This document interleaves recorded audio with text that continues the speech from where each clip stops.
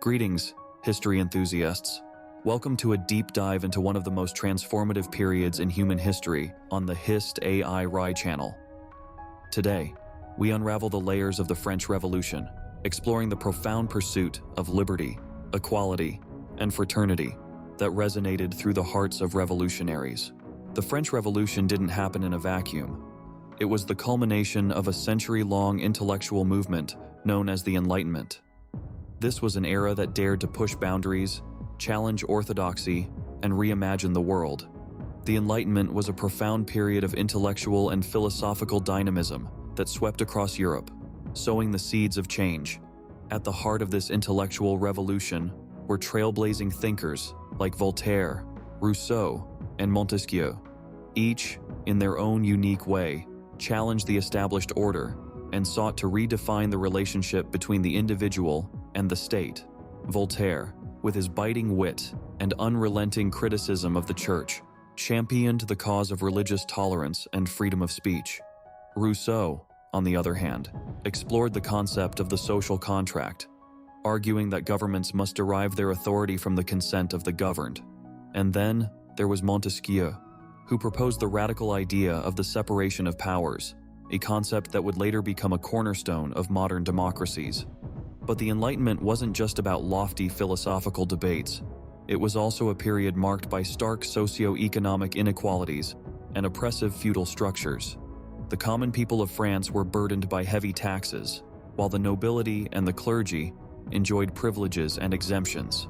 The seeds of discontent were being sown, and the revolutionary fervor was beginning to simmer beneath the surface of French society. Political discontent was another factor that fueled the flames of revolution. The monarchy's absolute power was increasingly seen as unjust and out of touch with the aspirations of the people. The call for a more representative form of governance grew louder, echoing the Enlightenment ideals of liberty, equality, and fraternity. As the 18th century drew to a close, the stage was set for a revolution that would forever change the world. The ideas of the Enlightenment had taken root, and the people of France were ready to challenge the old order. The French Revolution was about to begin, and nothing would ever be the same again. The year 1789 was a pivotal one in French history, marked by the convocation of the Estates General and the emergence of the National Assembly. This was a monumental moment, a shift from the age-old system of feudal governance to the dawn of a new era, an era that echoed the cries of liberty, equality, and fraternity. The Estates General, an assembly representing France's three estates, was convened by King Louis XVI in an attempt to address the nation's financial crisis.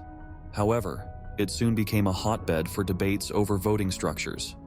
The primary question was whether votes should be cast by estate, which would favor the nobility and the clergy, or by head, which would give the third estate, representing the common people, a fighting chance. Amidst these debates, the third estate, increasingly frustrated with the lack of progress, broke away to form the National Assembly. This was a bold step, a clear defiance of the absolute monarchy and the existing socio-political structures. A historic event followed, the tennis court oath. The members of the National Assembly, finding themselves locked out of their meeting place, gathered in a nearby tennis court. There, they pledged not to separate until a constitution was established. This oath was more than a promise. It was a declaration of determination, a firm commitment to the cause of the people. The National Assembly then went on to draft the Declaration of the Rights of Man and of the Citizen. This document, profoundly influenced by the Enlightenment ideals, was a revolutionary act. It proclaimed the fundamental rights of individuals and the collective rights of the people, challenging the divine right of the king and the privileges of the nobility. The National Assembly had laid down the gauntlet, challenging the absolute monarchy and setting France on a path to revolution. Their actions, fueled by the desire for liberty, equality, and fraternity, marked a critical turning point, not just in French history, but for the principles of democracy as we understand them today. On July 14, 1789, the simmering discontent of the French people erupted with the storming of the Bastille. The Bastille, a fortress prison in Paris, stood as a harsh symbol of the Bourbon monarchy's arbitrary power. It was a brooding reminder of the absolute monarchy's capacity for oppression, and for the economically strained French populace, it was a potent embodiment of their grievances. The French society of the late 18th century was marred by economic hardship. A series of bad harvests, combined with the state's heavy taxation and the soaring cost of bread, left the French people hungry and angry. The ostentatious lifestyle of the nobility, contrasted with the dire poverty of the masses, only fanned the flames of popular resentment. On that fateful day in July, a crowd of around 1,000 Parisians gathered outside the Bastille. The fortress was seen as a tangible symbol of the monarchy's despotic rule, and the crowd demanded access to the arms and gunpowder stored within. The standoff escalated into violence, and by the end of the day, the crowd had stormed and seized the Bastille. The storming of the Bastille was more than just a violent protest. It was a clear assertion of the people's power. The event sent a powerful message to the monarchy, and it marked a crucial turning point in the unfolding revolution. The Bastille's fall was a victory for the common people, a triumph that signaled the end of the old feudal order. In its aftermath, the National Assembly, buoyed by this popular support, moved to dismantle the feudal system, abolishing feudal rights and privileges. This significant step marked the rise of civic nationalism, as the revolutionaries sought to reshape France into a nation of equal citizens, free from the shackles of feudal oppression. With the fall of the Bastille, the French Revolution had truly begun. This landmark event, driven by economic hardship and popular grievances, set the stage for a radical transformation of French society, a transformation centered on the revolutionary ideals of liberty, equality, and fraternity. The French Revolution took a dark turn with the onset of the Reign of Terror. The Reign of Terror, a period of extreme violence and political turmoil, marked the French Revolution's most radical phase.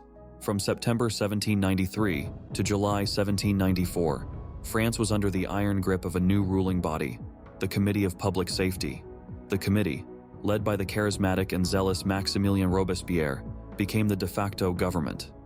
Fueled by a desire to protect the revolution from its enemies, the committee implemented draconian measures. These included the law of suspects, which allowed for the arrest of anyone deemed a threat to the revolution. Robespierre, once a champion of the people, became an embodiment of the terror. His vision of a republic of virtue was underpinned by a belief that terror was necessary to achieve virtue. This ideological shift led to a cycle of arrests, trials, and executions, justified as a means to preserve the revolution. And so, the guillotine, a symbol of equality in death, became an instrument of fear. Its blade fell relentlessly on those perceived as enemies of the revolution. Nobles, clergy, and commoners alike, no one was safe from the terror's indiscriminate reach. Amidst this blood-soaked landscape, the fate of King Louis XVI hung in the balance. The revolution had already stripped him of his absolute power and reduced him to a constitutional monarch. But as the terror intensified, the king's position became increasingly precarious. The year 1793 saw Louis XVI standing trial before the National Convention. Accused of high treason and crimes against the state, the king defended himself with dignity, but to no avail. The convention, dominated by the radical Jacobins, voted for his death. On January 21, 1794, King Louis XV met his end at the guillotine. His execution sent shockwaves across Europe, signaling an irrevocable break from the past. The monarchy that had ruled France for centuries was no more, replaced by a revolutionary republic. Yet, the execution of Louis XVI did not quell the terror. Instead, it seemed to fuel the flames. The following month saw an escalation in violence, known as the Great Terror. But as the death toll rose, so did discontent and fear among the revolutionaries themselves. Robespierre's reign ended as dramatically as it had begun. His arrest and execution in July 1794 marked the end of the Reign of Terror. His fall from grace served as a sobering reminder of the revolution's capacity for self-destruction. The Reign of Terror marked a bloody chapter in the revolution, one that would have lasting repercussions. The desire for liberty, equality, and fraternity had spiraled into a cycle of violence, casting a long shadow over the revolution's ideals. As we'll explore in our next chapter, this turbulent period paved the way for a new leader, Napoleon Bonaparte, to rise to power. In the aftermath of the revolution, a new figure rose to prominence, Napoleon Bonaparte. Born to a family of minor nobility on the island of Corsica, Napoleon was a product of the revolution. His meteoric rise a testament to the upheaval and opportunities it presented. In the wake of the Reign of Terror, France was in desperate need of stability. Enter Napoleon, a brilliant military strategist, a charismatic leader, and an astute politician. He seized power in a coup d'état in 1799, marking the end of the revolutionary government and the beginning of the consulate. Napoleon was not your typical revolutionary leader. He was a pragmatist, a man who understood the need for order, efficiency, and a strong central authority. He introduced a series of reforms that transformed France's legal, administrative, and educational systems. The Napoleonic Code, the prefecture system, and the University of France, to name a few. These reforms were not just about consolidating power. They were about preserving and propagating the ideals of the revolution: liberty, equality, and fraternity. Under Napoleon, individual rights were enshrined in law, hereditary privilege was abolished, and meritocracy was encouraged. It was a new kind of social order, one that was deeply influenced by the revolutionary spirit.